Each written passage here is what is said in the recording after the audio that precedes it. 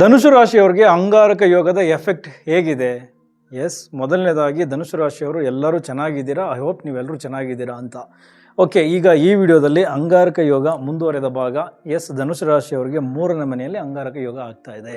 ನೋಡಿ, ಫೆಬ್ರವರಿ ತಿಂಗಳಲ್ಲಿ ಏನೆಲ್ಲ ಘಟಿಸಬಹುದು ಅಂತ ಬೇರೆ ಬೇರೆ ಗ್ರಹಗಳ ಲೆಕ್ಕಾಚಾರ, ದೃಷ್ಟಿಗಳ ಲೆಕ್ಕಾಚಾರದಲ್ಲಿ ಆಲ್ರೆಡಿ ನಿಮಗೆ ವಿಡಿಯೋ ತಲುಪಿದೆ. ಈಗ ಅಂಗಾರಕ ಯೋಗದ ಒಂದಷ್ಟು ಎಚ್ಚರಿಕೆಗಳಷ್ಟೇ. ಸೊ ನೀವು ಎಚ್ಚರಿಕೆ ತಗೊಳ್ಳೋದ್ರಲ್ಲಿ ಏನು ಲಾಸ್ ಏನಿಲ್ಲ ಅಲ್ಲ, ನೀವು ಸ್ವಲ್ಪ ಎಚ್ಚರಿಕೆ ತಗೊಂಡ್ರೆ ಕೆಲವು ಘಟನೆಗಳಿಂದ ತಪ್ಪಿಸ್ಕೊಳ್ಬೋದು ಅಷ್ಟೇ. ಹಾಗಾಗಿ ಈ ವಿಡಿಯೋನ ಮಾಡ್ತಾ ಇದ್ದೀನಿ. ಕನ್ಫ್ಯೂಷನ್ ಬೇಡ, ಅಲ್ಲೇ ಒಂದಷ್ಟು ವಿಚಾರಗಳು ಕವರ್ ಆಗಿವೆ. ಇಲ್ಲಿ ನೀವು ಎಲ್ಲಿ ಎಚ್ಚರಿಕೆ ತಗೋಬೇಕೋ ಆ ವಿಚಾರಗಳನ್ನು ಮಾತ್ರ ಕವರ್ ಮಾಡೋಣ. ಈಗ ಧನುಸು ರಾಶಿಯವರಿಗೆ 3ನೇ ಮನೆಯಲ್ಲಿ ಆಗ್ತಾ ಇರೋದ್ರಿಂದ, 3ನೇ ಮನೆ ಏನು? ನಮ್ಮ ಕಮ್ಯುನಿಕೇಷನ್, ಸಹೋದರ, ಅದೇ ರೀತಿ ಮಾರ್ಕೆಟಿಂಗ್, ಸಣ್ಣ ಪ್ರಯಾಣ, ಈ ಥರದ್ದೆಲ್ಲ ತೋರಿಸುತ್ತೆ. ಸೊ ಮುಖ್ಯವಾಗಿ 3ನೇ ಮನೆಯ ಆ ವಿಚಾರಗಳನ್ನೇ ಗಮನ ಹರಿಸೋದಾದರೆ, ಎಲ್ಲೋ ಒಂದು ಕಡೆ ಸಹೋದರರ ಜೊತೆ ಮನಸ್ತಾಪಗಳು ಕ್ರಿಯೇಟ್ ಆಗಬಹುದು. ಆಸ್ತಿ ವಿಚಾರಕ್ಕೆ ಮಾತುಕತೆ ಕೂತ್ಕೊಂಡು ಅಲ್ಲಿ ನೀವು ತುಂಬ ಅಗ್ರೆಸಿವ್ ಆಗಿ ಮಾತಾಡಿ ನಿಮ್ಮ ಸಂಬಂಧನೂ ಹಾಳಾಗ್ಬೋದು, ಜೊತೆಗೆ ಆಸ್ತಿ ವಿಚಾರದಲ್ಲಿ ನಿಮಗೆ ತೊಂದರೆಗಳು ಎದುರಾಗಬಹುದು. ಹಾಗಾಗಿ ಈ ಒಂದು ಸಿಚುವೇಷನಲ್ಲಿ ನಿಮಗೆ ಆಸ್ತಿನೂ ಉಳಿಬೇಕು, ನಿಮ್ಮ ಸಂಬಂಧನೂ ಉಳಿಬೇಕು. ಆ ಥರ ಮಾತಾಡಿ, ನಿಮ್ಮ ಕಮ್ಯುನಿಕೇಷನ್ ಆ ಥರ ಇರಲಿ. ಸೊ ಜಗಳ ಮಾಡ್ಕೊಳ್ಳೋದು ಬೇಡ. ಯಾಕೆಂದರೆ 3ನೇ ಮನೆ ಸ್ವಲ್ಪ ಹೆಚ್ಚಿನ ಸಾಹಸ ಪ್ರವೃತ್ತಿಯನ್ನು ತೋರಿಸುತ್ತೆ, ಅಗ್ರೆಸಿವ್ನೆಸ್ನು ತೋರಿಸುತ್ತೆ. ಹಾಗಾಗಿ ಅಲ್ಲಿಗೆ ಕುಜ ಬಂದಿರೋದ್ರಿಂದ ಇನ್ನಷ್ಟು ಎನರ್ಜಿ ಬಂದು ಆತುರದ ನಿರ್ಧಾರ, ಆತುರದ ಮಾತುಗಳಿಂದ ಈ ಥರ ಸಂಬಂಧಗಳು ಹಾಳಾಗಬಹುದು. ಅದ್ರ ಕಡೆ ಗಮನ ಇರಲಿ. ಇನ್ನು ಅದೇ ರೀತಿ ಈಗ ಇಲ್ಲಿಂದ 6ನೇ ಮನೆಗೆ, ಅಂದರೆ ನಿಮ್ಮ 6ನೇ ಮನೆಗೆ ಕುಜನ 4ನೇ ದೃಷ್ಟಿ ಬೀಳುತ್ತೆ. ಸೊ ಹಾಗಾಗಿ 6ನೇ ಮನೆ ಅಂದರೆ ಏನು? ರೋಗ, ಶತ್ರು, ಸಾಲ, ಇದೆಲ್ಲವನ್ನು ತೋರಿಸುತ್ತೆ. ಸೊ 6ನೇ ಮನೆಯಲ್ಲಿ ನೀವೇನಾದರೂ ಕೋರ್ಟ್ ಕೇಸಲ್ಲಿ ಈಗ ಏನೋ ರಿಸಲ್ಟನ್ನು ಎಕ್ಸ್ಪೆಕ್ಟ್ ಮಾಡ್ತಾ ಇದ್ದರೆ ಅದು ವೇಗವನ್ನು ಪಡ್ಕೊಳ್ಳುತ್ತೆ. ನಿಮಗೆ ಅದರಿಂದ ಜಯನೂ ಸಿಗಬಹುದು, ಆದರೆ ಅದಕ್ಕೆ ಖರ್ಚು ಕೂಡ ಆಗುತ್ತೆ ಅನ್ನೋದು ಕಾಣಿಸ್ತಾ ಇದೆ. ಇನ್ನು ರೋಗ ಸ್ಥಾನದಲ್ಲಿ ಕುಜನ ದೃಷ್ಟಿ ಇದೆ. ಸೊ ರಾಹುವಿನ ದೃಷ್ಟಿ ನಿಮ್ಮ 9ನೇ ಮನೆಗೆ ಬೀಳುತ್ತೆ. ಸೊ ಇದೆಲ್ಲವನ್ನು ಗಮನಿಸಿದಾಗ ಎಲ್ಲೋ ಒಂದು ಕಡೆ ರೋಗಕ್ಕೆ ಸಂಬಂಧಪಟ್ಟಂಗೆ ಈ ಬೆಂಕಿ ಮತ್ತು ವಿದ್ಯುತ್ ಇದರಿಂದ ಸ್ವಲ್ಪ ದೂರ ಇರಿ, ಇದರಿಂದ ನಿಮ್ಮ ದೇಹಕ್ಕೆ ಬಾಧೆ ಆಗಬಹುದು. ಸೊ ಅಲ್ಲಿ ಸ್ವಲ್ಪ ಎಚ್ಚರಿಕೆ ತೊಗೊಂಡ್ರೆ ಸಾಕು. ಇನ್ನು ಅದೇ ರೀತಿ ಕುಜನ ದೃಷ್ಟಿ ನಿಮ್ಮ 9ನೇ ಮನೆಗೂ ಇದೆ, ನಿಮ್ಮ 10ನೇ ಮನೆಗೂ ಇದೆ. ಸೊ 9ನೇ ಮನೆ, ಸೊ ಎಲ್ಲೋ ಒಂದು ಅಲ್ಲಿಗೆ ರಾಹುವಿನ ದೃಷ್ಟಿನೂ ಇದೆ, ಅಲ್ಲಿ ಕೇತುನು ಕೂಡ ಇದ್ದಾರೆ. ಸೊ ಯಾರ್ಯಾರು ಸರ್ಕಾರಿ ವಲಯದಲ್ಲಿ ಕೆಲಸ ಮಾಡ್ತಾ ಇದ್ದೀರಾ, ನಿಮಗೆ ಸ್ವಲ್ಪ ಆಪತ್ತುಗಳು ಎದುರಾಗಬಹುದು.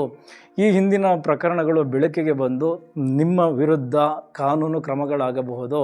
ಅಥವಾ ನೀವು ಈ ತಿಂಗಳಲ್ಲಿ ಈ ಒಂದು ಗ್ರಹಗಳ ಕಾಂಬಿನೇಷನ್ ಇದ್ದಾಗ ಏನಾದರೂ ಬೇಡದ ವಿಚಾರಗಳಿಗೆ ಕೈ ಚಾಚಿದ್ರೆ, ಅಲ್ಲಿ ಭಾಗಿಯಾಗೋಕ್ಕೆ ಮುಂದಾಗಿದ್ದರೆ ಸಿಗಾಕೊಬಿಡ್ತೀರಾ. ಯಾಕೆ ಅಂದರೆ ರವಿ ಬಂದಿದ್ದಾರೆ.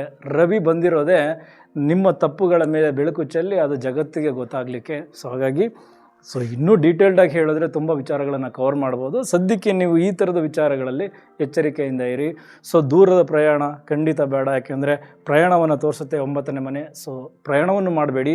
3ನೇ ಮನೆಯೂ ಕೂಡ ಒಂದು ಚಿಕ್ಕ ಪುಟ್ಟ ಪ್ರಯಾಣಗಳನ್ನು ತೋರಿಸುತ್ತೆ. ಸೊ ಹಾಗಾಗಿ ಪ್ರಯಾಣಗಳ ಆಯ್ಕೆ ಈಗ ಬೇಡ. ಏನಾದರೂ ಅನಿವಾರ್ಯತೆ ಇದ್ದರೆ ನಿಮ್ಮ ವೆಹಿಕಲ್ನ ಪದೇ ಪದೇ ಚೆಕ್ ಮಾಡಿ, ಇಂಜಿನ್, ಬ್ರೇಕ್, ಟೈರ್ ಎಲ್ಲವನ್ನು ಚೆಕ್ ಮಾಡಿ ಬಳಸೋದು ತುಂಬ ಒಳ್ಳೆಯದು. ಅಥವಾ ನಿಮ್ಮ ವೆಹಿಕಲ್ ಅಲ್ಲದೆ ಬೇರೆ ಯಾರಾದರೂ ಡ್ರೈವರ್ನ ಕರ್ಕೊಂಡೋಗಿ ತುಂಬ ಸೇಫ್ಟಿಯಾಗಿ ನಿಧಾನವಾಗಿ ನೀವು ಹೋಗಬೇಕಾಗಿರೋ ಜಾಗಕ್ಕೆ ತಲುಪಿ. ಯಾಕೆಂದರೆ ಆಕಸ್ಮಿಕ ಅವಘಡಗಳಾಗಬೇಕು ಅನ್ನೋದು ಈ ಗ್ರಹಗಳ ಕಾಂಬಿನೇಷನ್ ಇರೋದರಿಂದ ಪ್ರಯಾಣವನ್ನು ತ್ಯಜಿಸಿ.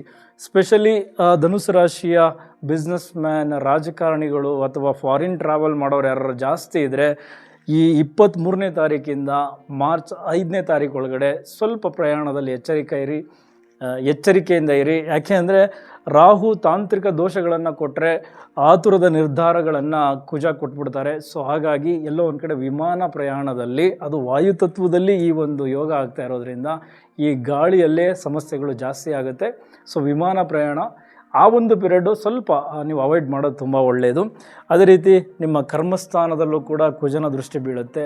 ಕೆಲಸ ಮಾಡುವ ಜಾಗದಲ್ಲಿ ನಿಮ್ಮ ವಿರುದ್ಧ ಕುತಂತ್ರಗಳು ನಡೀತವೆ, ರಾಜಕೀಯಗಳು ಜಾಸ್ತಿ ಆಗ್ತವೆ. ಅದರಿಂದ ಸ್ವಲ್ಪ ಒತ್ತಡಗಳು ಜಾಸ್ತಿ ಆಗುತ್ತೆ. ಇದು ಸ್ವಲ್ಪ ಸಮಯ ಮಾತ್ರ, ಅದರಿಂದ ಹೊರಗಡೆಗೆ ಬರ್ತೀರಾ. ನಿಮಗೂ ಕೂಡ ಬೇರೆ ಸಮಯ ಇದೆ, ಅಲ್ಲಿವರೆಗೂ ಕಾಯಿರಿ. ಈಗ ಅದಕ್ಕೆಲ್ಲ ಒತ್ತಡಕ್ಕೆ ಒಳಗಾಗಿ ಕೆಲಸ ಬಿಡೋದು ಆ ಥರದ್ದೆಲ್ಲ ಏನು ಮಾಡೋಕ್ಕೆ ಹೋಗ್ಬೇಡಿ. ಅದೇ ರೀತಿ ರಾಹುವಿನ ದೃಷ್ಟಿ ನಿಮ್ಮ 11ನೇ ಮನೆಗೆ ಬೀಳುತ್ತೆ, ಲಾಭ ಸ್ಥಾನಕ್ಕೆ ಬೀಳುತ್ತೆ. ಸೊ ಇದರಿಂದ ಏನು ಬೆನಿಫಿಟ್ ಅಂದರೆ ಸ್ವಲ್ಪ ಹಠಾತ್ ಧನಲಾಭ. ನೀವು ಎಕ್ಸ್ಪೆಕ್ಟೇ ಮಾಡಿರಲ್ಲ, ಒಂದು ಯಾವುದೋ ಮೂಲದಿಂದ ಹಣ ಬಂದು ನಿಮ್ಮ ಕೈ ಸೇರುತ್ತೆ. ಒಟ್ಟಾರೆ ಹಣದ ವಿಚಾರದಲ್ಲೂ ಸ್ವಲ್ಪ ಸಂತೋಷಗಳಿವೆ, ಆದರೆ ಆಕಸ್ಮಿಕ ಅವಘಡಗಳು, ನಿಮ್ಮ ಮಾತಿನಿಂದ ಅಂದರೆ ಕಮ್ಯುನಿಕೇಷನಿಂದ ತೊಂದರೆಗಳು, ಅದರಿಂದ ಲಾಸಸ್ಗಳು ಜಾಸ್ತಿ ಕಾಣಿಸ್ತಾ ಇದೆ. ಸೊ ಸಹೋದರರ ಜೊತೆ ಮನಸ್ತಾಪಗಳು ಬೇಡ. ಚಿಕ್ಕ ಪುಟ್ಟ ಪ್ರಯಾಣಗಳಿದ್ದರೆ ಮಾಡಿ, ಬಟ್ ಎಚ್ಚರಿಕೆ ತುಂಬ ಅಗತ್ಯ. ಸೊ ಓವರಾಲ್ ವಿದ್ಯುತ್ ಮತ್ತು ಬೆಂಕಿಯಿಂದ ಸ್ವಲ್ಪ ದೂರ ಇರಿ, ಅದರಿಂದ ದೇಹಕ್ಕೆ ಬಾಧೆಗಳಾಗಬಹುದು. ಇದಿಷ್ಟು ಧನುಸ್ಸು ರಾಶಿಯವರು ಈ ಅಂಗಾರಕ ಯೋಗ ಅಂದರೆ ಕುಜ ಮತ್ತು ರಾಹುವಿನ ಒಂದು ಯುತಿಯಿಂದ ಆಗ್ತಾ ಇರುವಂತಹ ಕೆಟ್ಟ ಪರಿಣಾಮಗಳಿಂದ ಎಚ್ಚರಿಕೆಯಲ್ಲಿರಬೇಕಾಗತ್ತೆ. ಸೊ ಎಲ್ಲರಿಗೂ ಒಳ್ಳೆಯದಾಗಲಿ. ಸೊ ಸೇಫಾಗಿರಿ. ಫೆಬ್ರವರಿ ತಿಂಗಳು ಮತ್ತು ಮಾರ್ಚ್ ತಿಂಗಳು ತುಂಬ ಸೇಫಾಗಿರಿ. ಎಲ್ಲರಿಗೂ ಒಳ್ಳೆಯದಾಗಲಿ.